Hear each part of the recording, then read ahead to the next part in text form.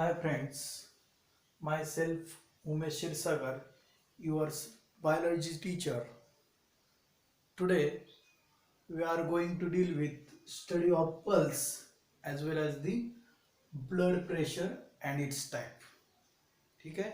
Last लेक्चरला बघा आपण या चॅप्टर मधले असणारा जो पॉइंट जो आहे त्याच्यामध्ये ब्लड व्हेसल्स म्हणजे काय, ब्लड व्हेसलचा स्टडी करणारी जी ब्रँच आहे तर त्याला आपण त्या ठिकाणी एन्जिओलॉजी असं म्हणलं. Angeion is equal to vessels and logos is equal to study. The branch which deals with study of blood vessel is called as the angiology, while the branch which deals with study of blood is called as the hematology. याच्यात फरक हे पाहिला. त्याच्यानंतर blood vessels म्हणजे काय ह्याचाही study केला. ते तीन प्रकारच्या ब्लड व्हेसल जे आहेत, आर्टरी, व्हेन्स आणि कॅपिलरी, याचाही मॉर्फॉलॉजिकल स्टडी आपण त्या ठिकाणी केला आणि हिस्टॉलॉजिकल स्टडी पण केला आणि डिस्टिंग्विश इन बिटवीन आर्टरी आणि व्हेन याचा स्टडी केला.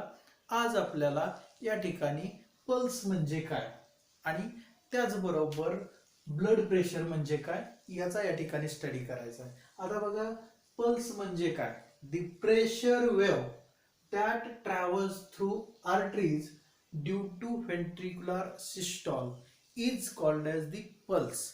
पल्स म्हणजेच काय तर ती एक प्रेशर वेव्ह आहे. ती कुठे ट्रॅव्हल होणार आहे? Which travels through the arteries. Artery मधून ती ट्रॅव्हल होणार आहे. कधी ट्रॅव्हल होणार आहे? During the ventricular systole. So that pressure wave is called as the pulse. अगदी सोपं आहे. The pressure wave that travels through the wall of arteries due to ventricular systole. व्हेंट्रिकलच्या सिस्टॉलमुळे आर्टरीच्या मधून जी प्रेशर वेव्ह ट्रॅव्हल होणार आहे तर त्याला आपण पल्स असं म्हणतो. अगदी सिंबल एक्झाम्पल त्याच्यासाठी आहे. ज्यावेळेस आपण बोरवेल मधली मोटर चालू करतो तर त्याच्यावरती बाहेर काढलेला जो पाईप असतो तर तो बघा प्रेशरमुळे असा सापासारखा हलतो. तर तो कशामुळे हलतो तर त्याच्यामध्ये प्रेशर वेव्ह ट्रॅव्हल होते. कशामुळे?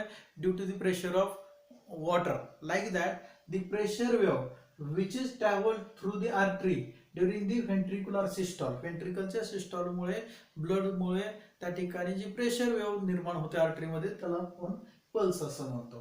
आता बघा, ती पल्स जी आहे where it is strongly felt, so it is strongly felt near to the heart. आपलं हार्ट जे आहे तर हार्टमधून हार्टचं सिस्टॉल झालं व्हेंट्रिकलचं की तिथून ब्लड जे आहे तर ते आर्टरीमध्ये जाणार आहेत आणि ज्या हार्टच्या जवळ असणाऱ्या ज्या आर्टरी ज्या आहेत तर त्या ठिकाणी ही जी प्रेशर वेव्ह जी आहे किंवा पल्स जे आहे तर ती आपल्याला स्ट्रॉंगली फेल्ट होताना पाहायला मिळते.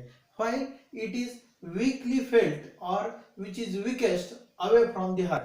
जसजशी ती प्रेशर वेव्ह हार्ट पासून लांब जायला लागेल आपल्या बॉडी पार्ट्सकडे, समजा फॉर एक्झाम्पल लेग्सकडे असेल किंवा हँडकडे असेल तर ती जात असताना मात्र ती वीक होताना पाहायला मिळते.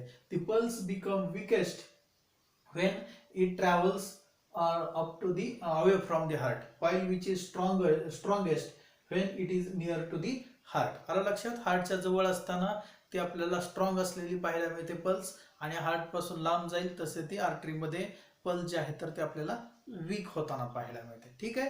त्याच्यानंतर ही जी पल्स जी आहे which is generally felt easily at superficial artery. आता ही पल्स इझिली कुठे फेल्ट होते तर ज्या ठिकाणी सुपरफिशियल आर्टरीज आहेत आपल्या बॉडीमध्ये. आपण सांगितलंय जनरली आर्टरी जे आहेत तर ते डीपली सिच्युएटेड असतात, परंतु बॉडीचे असे काही पार्ट्स आहेत की त्या ठिकाणी या आर्टरी ज्या आहेत तर त्या थोड्याशा वरती आलेल्या पाहायला मिळतात. वरती म्हणजेच आपली स्किन जी आहे तर त्याच्या आतमध्ये त्या आलेल्या पाहायला मिळतील तर त्याला म्हणायचं सुपरफिशियल आर्टरीज. तर त्या ज्या ज्या ठिकाणी सुपरफिशियल आर्टरी आहेत त्या ठिकाणी आपल्याला ही जी पल्स जे आहे तर ती चांगल्या प्रकारे फील होताना आपल्याला पाहायला मिळते. So the pulse which is easily felt at superficial arteries. मग त्याच्यामधले काही आर्टरी आपण या ठिकाणी सांगितलेले आहेत. त्याच्यामध्ये बघा, radial artery which is present at the wrist region. आता बघा, रॅडियल आर्टरी जे आहे तर हे आपला रिस्ट जे आहे, रिस्ट म्हणजे ज्याला आपण मनगट असं म्हणतो. तुम्ही रिस्ट वॉच शब्द ऐकलेला असेल, मनगटी घड्याळ. तर या रिस्टच्या ठिकाणी जी आर्टरी आपल्याला पाहायला मिळते तर त्याला म्हणायचं radial artery. Where the pulse which is felt very easily felt होताना पाहायला मिळते. Due to that the doctors or the Vaidus which are used radial artery most commonly to feel the pulse जे आहे तर ती चांगल्या प्रकारे अनुभवण्यासाठी आपल्याला डॉक्टर्सद्वारे किंवा जे काही आयुर्वेदिक तज्ज्ञ आहेत तर ते आपली नाडी ठोके आपण त्याला म्हणतो, तर ते मोजून त्या ठिकाणी आपल्याला औषध देतात. तर बघा दवाखान्यामध्ये गेल्यानंतर डॉक्टर आपल्याला आपली आर्टरीचे ठोके जे आहेत, रेडियल आर्टरीचे पल्स जे आहेत तर त्या मोजतात आणि त्यानुसार आपल्याला त्या ठिकाणी ट्रीटमेंट देताना पाहायला मिळतं. तर ती जी पल्स जी आहे which is most commonly felt at the radial artery where which is present at near to the wrist. त्याचबरोबर कॉरोटाइड आर्टरी जी आहे which is present at the neck region, हा जो नेक रिजन जो आहे तर त्या ठिकाणी प्रेझेंट असणारी आर्टरी जी आहे तर ती कॉरोटाइड आर्टरी, की ज्या ठिकाणी सुद्धा आपण चांगल्या प्रकारे पल्स जे आहे तर ती फेल्ड करू शकतो. त्याच्यानंतर it is felt at a particular location on the बॉडीवरती काही असे पर्टिक्युलर लोकेशन आहेत की ज्या ठिकाणी आपण हे पल्स जे आहे तर ती फेल्ड करू शकतो. त्याच्यामध्ये so this is the diagrammatic view of the human body which showing the different arteries जे आहेत की ज्याच्याद्वारे पल्स फेल्ड होऊ शकते असं आपण इझिली सांगू शकतो. तर त्याच्यामध्ये टेम्पोरल आर्टरी आहे, त्याचबरोबर फेसियल आर्टरी आहे जी फेस रिजनला आपल्या प्रेझेंट असलेली पाहायला मिळते. त्याच्यामध्ये कोरोटाइड आर्टरी मी तुम्हाला सांगितलं नेक रिजनला आहे, किंवा ब्रांचियल आर्टरी. जनरली बघा ब्लड प्रेशर कॅल्क्युलेट करायचं असेल किंवा ब्लड प्रेशर मेजर करायचे असेल तर त्यासाठी ब्रांचियल आर्टरी जी आहे जी अप्पर आर्मला मध्ये प्रेझेंट असलेली पाहायला मिळते तर त्याचा वापर करतात. आणि पल्स फेल्ड करण्यासाठी रेडियल आर्टरी जी आहे मोस्ट कॉमनली यूज केली जाते. त्याच्यानंतर फिमोरल आर्टरी आहे, डॉर्सियल, त्याचबरोबर डॉर्सियल पॅडियस म्हणजे पायाच्या खालच्या साईडला प्रेझेंट असणारी जी आर्टरी आहे तर त्या ठिकाणी आपण आपलं पल्स जे आहे तर ती कॅल्क्युलेट करू शकतो. आलं लक्षात? So that's all about the pulse and the different location where the pulse is easily felt, म्हणजे इझिली आपण त्याचा अनुभव घेऊ शकतो. त्याच्यानंतर नेक्स्ट पॉईंट जो आहे तर तो म्हणजे blood pressure. So it is very important as far as the our daily routine health is concern. आपले रुटीन हेल्थचा जर विचार केला तर त्याच्यामध्ये ब्लड प्रेशर जे आहे तर तो महत्त्वाचा रोल प्ले करतो. त्याच्या अगोदर आपल्याला ब्लड प्रेशर म्हणजे काय हे माहिती असणं गरजेचं आहे. So in short which is called as the BP, ज्याला आपण शॉर्टमध्ये बीपी असं म्हणतो. तर ब्लड प्रेशर म्हणजेच काय, the pressure exerted by the blood on the blood vessel. Blood vessel वरती जे काय ब्लड द्वारे प्रेशर क्रिएट केलं जातं किंवा एक्झर्ट केलं जातं तर त्याला आपण म्हणतो blood pressure. Pressure exerted by the blood on wall of blood vessel. Blood व्हेसलच्या वॉलवरती जे प्रेशर क्रिएट केलं जाईल ब्लडद्वारे तर त्याला ब्लड प्रेशर असं म्हणायचं. And the instrument which is used to measure the blood pressure, so that instrument is called as the sphygmomanometer. कोणतं इन्स्ट्रुमेंट आहे? Sphygmomanometer which is the instrument used for the measurement of the blood pressure. आता बघा आपल्या बुकमध्ये ते जे instrument आहे स्पॅग्मोमॅनोमीटर तर त्याची डायग्राम दिलेलं आहे. आपण तुम्ही ज्या ज्या वेळेस डॉक्टरांकडे जाल तर त्यावेळेस डॉक्टर पहिल्यांदा ते इन्स्ट्रुमेंट आपल्याला त्या ठिकाणी वापरतात आणि ते म्हणजेच हे स्पॅग्मोमॅनोमीटर. आणि त्याच्या साईडला जे आहे तर ते स्टेथोस्कोप असलेला पाहायला मिळतो की जो कानामध्ये त्याचे दोन एंड बसवले जातात आणि एका साईडने ते त्याचा आवाज जो आहे पल्सचा तर तो साऊंड त्या ठिकाणी डॉक्टरद्वारे ऐकला जातो. तर ते स्टेथोस्कोप आणि साईडला जे आहे तर ते स्पॅग्मोमॅनोमीटर. आता हे जे इन्स्ट्रुमेंट जे आहे बघा तर या इन्स्ट्रुमेंटमध्ये आपल्याला या ठिकाणी एक युनिट दिसतात ज्या ठिकाणी मर्क्युरी जो आहे तर त्याचे ट्यूब फिट केलेले आहे आणि त्याच्यावरती युनिट आहेत तर ते आहेत मिलीमीटरमध्ये. MM ऑफ HG जो आहे तर त्याचं फ्लक्च्युएशन कसं होतं तर त्याच्याद्वारे हे ब्लड प्रेशर जे आहे तर ते कॅल्क्युलेट केलं जातं. So blood pressure which is calculated by using the unit called as the fluctuation of HG and unit is MM of HG. ठीक आहे. आणि त्याच्यानंतर बघा ह्याला दोन एंड आहेत. एका साईडला एक ट्यूब आहे त्याला बल्ब जो आहे तर तो फिट केलेला आहे, रबर गॉज जो आहे तर तो फिट केलेला आहे आणि त्याला एक स्क्रू आहे. आणि साईडला एक पाईप आहे त्याला कफ आहे. कप जो आहे तर तो बघा आपल्या ब्रांचियल आर्टरी अपर आर्म जो आहे तर त्याला फिट केला जातो. And after that the pressure is exerted by the bulb on the कफवरती प्रेशर एक्झर्ट केलं जातं त्या बल्बच्या साह्याने किंवा त्याला आपण बलून असं म्हणूया, बलूनच्या साह्याने. आणि त्यानंतर इथली आर्टरी जी आहे तर ती पूर्णपणे पॅक केली जाते by creating pressure. And after that the slowly by using screw that pressure which is released by the doctors. म्हणजे ते प्रेशर जे आहे तर ते परत रिलीज केलं जातं आणि रिलीज करून त्या ठिकाणी एक ठराविक प्रेशर कमी केल्यावरती त्या स्टेथोस्कोपमध्ये डॉक्टरांना साऊंड ऐकायला येतो. तो जो साऊंड आहे तर त्याला म्हणायचं सिस्टॉलिक ब्लड प्रेशर. त्या साऊंडमुळे येणारं जे ब्लड प्रेशर आहे तर त्याला म्हणायचं सिस्टॉलिक ब्लड प्रेशर. आणि नंतर मग ते स्क्रू परत फ्री करून नॉर्मल ब्लड फ्लो होताना पाहायला मिळतं, त्यावेळेस जो साऊंड येतो त्याला म्हणायचं डायस्टॉलिक ब्लड प्रेशर. आलं लक्षात. आणि या इन्स्ट्रुमेंटचा यूज करून त्या ठिकाणी हे ब्लड प्रेशर जे आहे तर ते कॅल्क्युलेट केलं जातं. So this instrument which is called as the sphygmomanometer, which is the instrument used for the calculation of blood pressure. आणि त्याच्यामध्ये जे वापरलेला म्हणजे धातू जो आहे तर तो आहे Hg, ज्याला मर्क्युरी किंवा पारा असं म्हणतो. आणि त्याच्या फ्लक्च्युएशन त्या ठिकाणी होत असतं आणि त्याच्याद्वारे हे ब्लड प्रेशर जे आहे तर ते कॅल्क्युलेट केलं जातं. म्हणून त्याचं युनिट आहे mm of Hg. आलं लक्षात. त्याच्यानंतर बघा ब्लड प्रेशर म्हणजे मी तुम्हाला सांगितलं the pressure exerted by the blood on wall of blood vessel is called as the blood pressure. आणि परत त्याचे दोन प्रकार आहेत. एक आहे आर्ट्रियल ब्लड प्रेशर. आता एक प्रकार आहे तर तो म्हणजे arterial blood pressure. The pressure exerted by the blood on wall of artery is called as the arterial blood pressure. Normal blood pressure म्हणलं तर ब्लड व्हेसलचा वापर केला आहे. म्हणजे pressure exerted by the blood on wall of blood vessel is called as the blood pressure. while pressure exerted by the blood on wall of artery during the ventricular systole is called as the arterial blood pressure. arterial blood pressure. आणि मग त्याचे परत दोन प्रकार आहेत. एक आहे systolic blood pressure आणि दुसरा आहे डायस्टॉलिक ब्लड प्रेशर. आता सिस्टॉलिक ब्लड प्रेशर कशाला म्हणायचं तर the pressure exerted by the blood on wall of artery during the ventricular सिस्टॉल.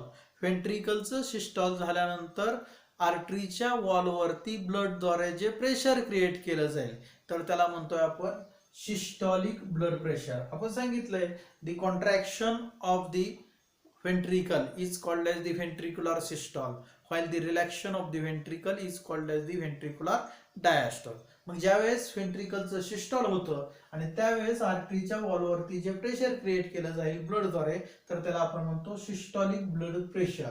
So which is 120 mmHg in normal adult person. आता बघा हे सिस्टॉलिक ब्लड प्रेशर जे आहे तर ते 120 mmHg असलेलं पाहायला मिळतं.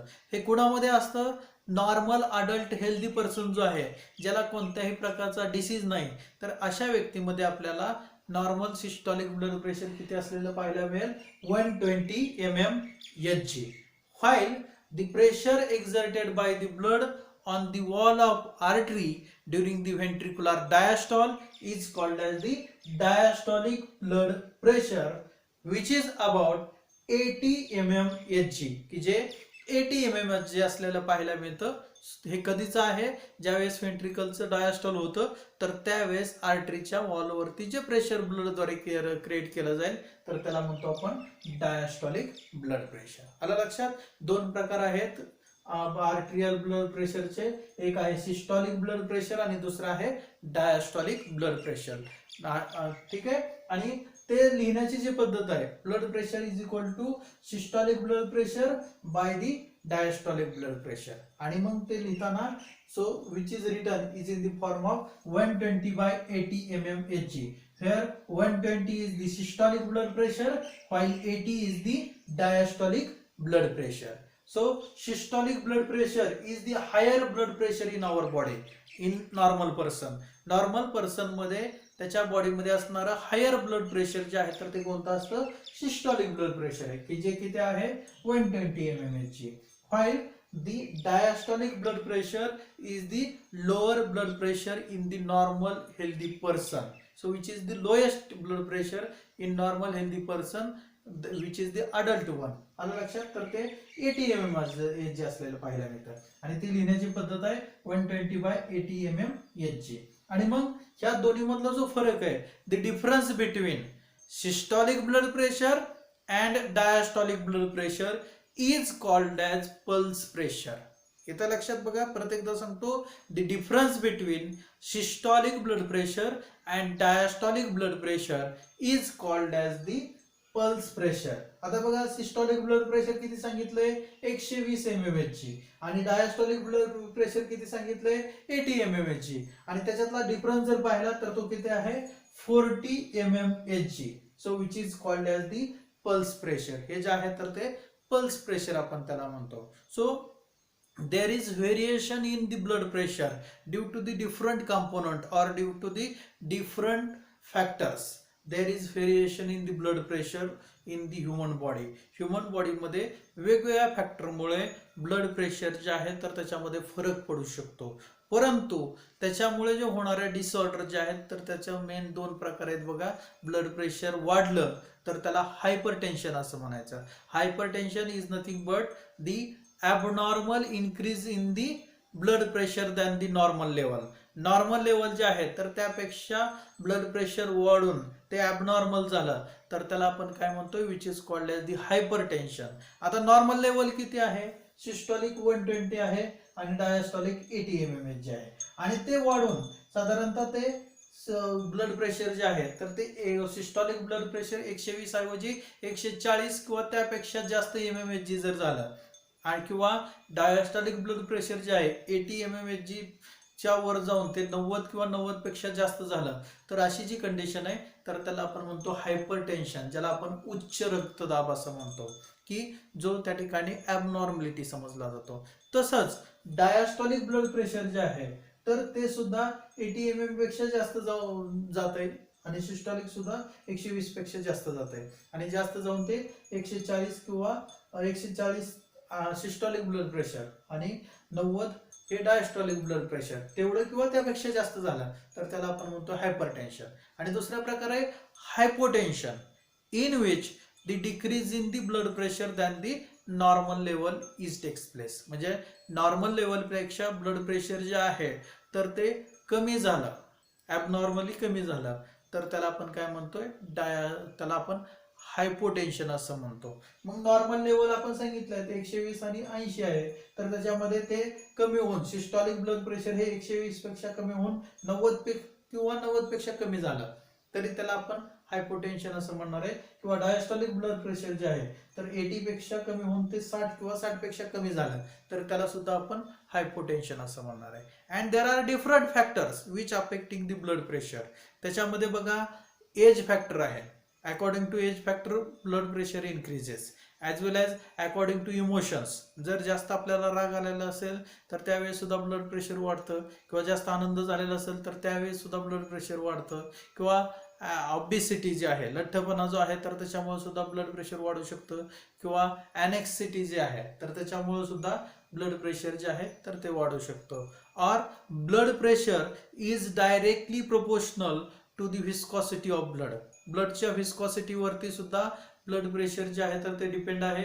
जेवढं जास्त व्हिस्कस ब्लड तेवढं ब्लड प्रेशर हे जास्त वाढलेलं आपल्याला पाहायला मिळू शकतो. म्हणजे हे सुद्धा फॅक्टर खूप महत्त्वाचं आहे. Viscosity of blood is directly proportional to the blood pressure. आलं लक्षात. त्याच्यानंतर बघा अजून काही फॅक्टर आहेत. त्याच्यामध्ये एक जो आहे तर ते डिसऑर्डर म्हणजे आर्टेरिओस्क्लेरोसिस. आता आर्टेरिओस्क्लेरोसिस म्हणजेच काय that is nothing but the hardening of artery due to the age factor. Age फॅक्टरमुळे वयस्कर माणसामध्ये बघा आर्टरीची वॉल जी आहे तर ती हार्ड व्हायला सुरुवात होते आणि त्याच्यामुळं ब्लड प्रेशर जे आहे तर ती वाढण्याची शक्यता असते. ती जी डिसऑर्डर जे आहे तर त्याला म्हणायचं आर्टेरिओस्क्लेरोसिस. याच्यावरती MCQ नीटसाठी किंवा CET साठी विचारला जाऊ शकतो. The hardening of artery due to that disorder is form called as the dash dash, so which is called as the arteriosclerosis. While due to the deposition of fat or cholesterol in the inner lining of the artery, the disorder is formed is called as the atherosclerosis. बघा दोन्ही वेगवेगळे आहेत. एक arteriosclerosis आणि दुसरे atherosclerosis. arteriosclerosis म्हणजे काय hardening of the wall of artery त्याला आर्टेरिओस्क्लेरोसिस म्हणायचं आणि अथेरिओस्क्लेरोसिस म्हणजेच काय that is nothing but the deposition of fat और cholesterol due to that the inner lining of artery which becomes blocked and due to that pressure increases called as the atherosclerosis. आलं लक्षात. किंवा त्याचबरोबर अनेक मेलमध्ये blood pressure जे आहे तर ते नॉर्मली थोडंसं जास्त असतं दॅन दी फिमेल्स. फिमेलमध्ये मात्र मोनोपॉज जे आहे ज्याला आपण त्या ठिकाणी एंड ऑफ मेन्स्ट्रुअल सायकल असं म्हणतो, त्या फिमेलचं रिप्रोडक्टिव्ह एज संपल्यानंतर त्या फिमेलच्या वर्ष 45 ते 50 मध्ये एंड ऑफ मेन्स्ट्रुअल सायकल होतं, त्याला मोनोपॉज असं म्हणतो. आणि त्याच्यानंतर किंवा त्याच्या आधी ब्लड प्रेशर जे आहे तर ती वाढण्याची शक्यता असते. आलं लक्षात? ब्लड प्रेशर इन्क्रीज होऊ शकतो. त्याच्यानंतर आपण डाएट हा एक महत्त्वाचा फॅक्टर आहे. आपण कोणत्या प्रकारचं डाएट घेतोय, जास्त कोलेस्टेरॉल रिच डाएट जर आपण घ्यायला लागलो तर त्याच्यामुळे ब्लड प्रेशर हे वाढू शकतं. These are the some reasons of the hypertension. आणि हायपोटेन्शनचा जर विचार केला तर ब्लड व्हॉल्यूम जो आहे तर तो कमी झाला due to the abnormal condition किंवा due to the accidental condition. Blood जो आहे तर त्याचा लॉस जर झाला तर त्याच्यामुळे ब्लड व्हॉल्यूम कमी होऊ शकतो आणि त्यामुळे ब्लड प्रेशर जे आहे तर ते डिक्रीज होऊ शकतं. आलं लक्षात?